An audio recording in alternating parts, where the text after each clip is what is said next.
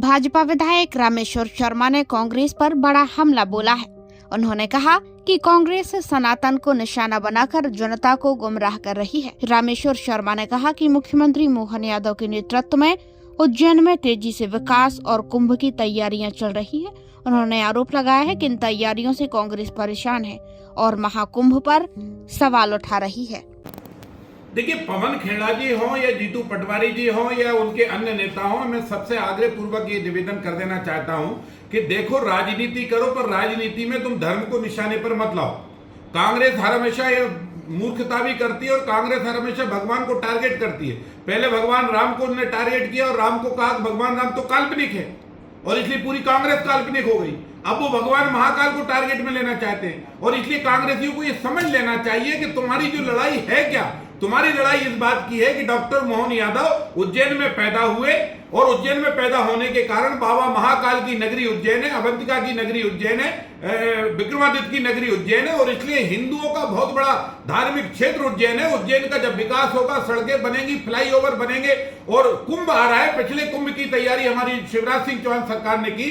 अभी जो कुंभ आ रहा है वो डॉक्टर मोहन यादव जी के नेतृत्व वाली तैयारी चल रही है। कुंभ की तैयारियों से तुम्हारे पेट में जो है कष्ट हो रहा है, तुमको कष्ट होने लगा है क्योंकि तुम नहीं चाहते कि हिंदुओं के धार्मिक क्षेत्र की तैयारी हो। हाँ, मुसलमानों को इज्तिमा हो, उसकी तैयारी में करोड़ों रुपए खर्च हो जाए तो कांग्रेस की सेहत पे फर्क नहीं होगा। मुसलमानों की ईदगाह पे, मस्जिद पे करोड़ों रुपए खर्च हो जाए तो मुसलमानों की कांग्रेस की सेहत पर फर्क नहीं पड़ेगा। कांग्रेस की सेहत पर तब जरूर फर्क पड़ेगा क्योंकि जब उज्जैन में पैसा लगेगा, डेवलपमेंट होगा तो हिंदू जय जयकार करेंगे, हिंदू जय जयकार करेंगे तो कांग्रेस खत्म होगी। और इसलिए कांग्रेस के टारगेट पर, निशाने पर सनातन है और ये सनातन को निशाने पर लेने वाली कांग्रेस समझ ले। पहले अपने गिरबान में झाके। मोहन यादव जी ने जो स्टेटमेंट शपथ पूर्वक 2023 के निर्वाचन में दिया था उससे 1 इंच भी जमीन उनकी नहीं बढ़ी। उनकी पत्नी सीमा यादव जी ने जो भी शपथ पत्र में मोहन यादव जी के शपथ पत्र में उल्लेख जमीन थी उससे भी 1 एकड़ भी जमीन उनकी नहीं बढ़ी। इसलिए कांग्रेस भ्रांति पैदा करना बंद करे, कांग्रेस प्रदेश की जनता को गुमराह करना बंद करे। कांग्रेस केवल महाकाल की नगरी का विकास ना हो इसलिए मोहन यादव को टारगेट बनाना चाहती है।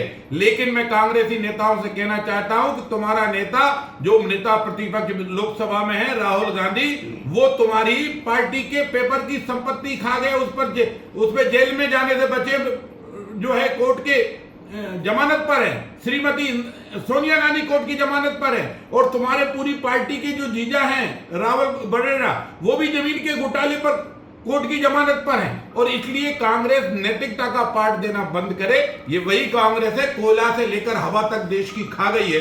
लेकिन भारतीय जनता पार्टी ये शपथ पूर्वक कहती है हमारा नेता ईमानदारी से काम जनता का करता रहेगा, सड़कें बनवाता रहेगा, महाकाल से लेकर पूरे प्रदेश का विकास में, किसान के, मजदूर के और नौजवानों के विकास में हमारी सरकार दिन रात लगी रहेगी।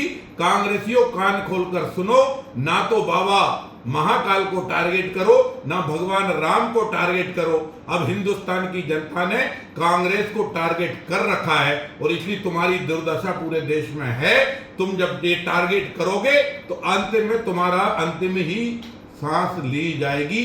अब तुम देश की राजनीति करने योग्य नहीं रहोगे क्योंकि तुम्हारा विरोध मोहन यादव से कम, सनातन से ज्यादा है।